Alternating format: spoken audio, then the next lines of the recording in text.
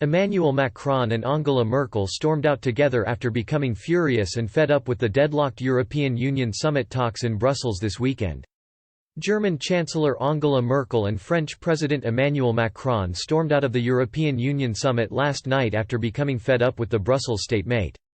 The tension boiled over last night as Dutch Prime Minister Mark Rutte told the BBC that Mr. Macron and Ms. Merkel both walked out of a meeting with him in a grumpy breakout. This morning, the two major European leaders have warned that they are willing to walk away again from the summit of EU leaders as they arrived on the third day of talks. The 27 EU countries are still deeply split on the terms of a €750 billion £682 billion pandemic recovery fund and the long-term EU budget.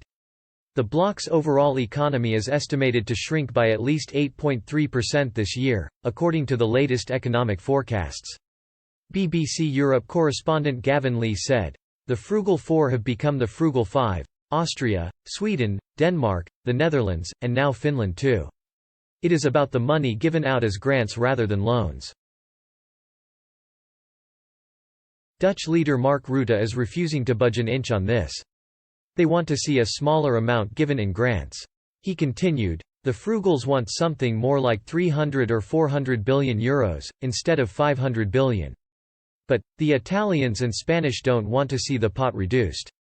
Last night, Rutte told us that Emmanuel Macron and Angela Merkel walked out in a grumpy breakout because they were tired.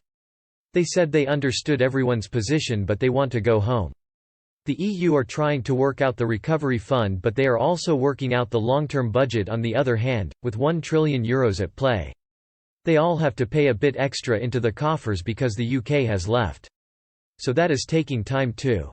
Lee said that Angela Merkel could decide to push for another emergency summit next week or the weekend after if the deadlock persists.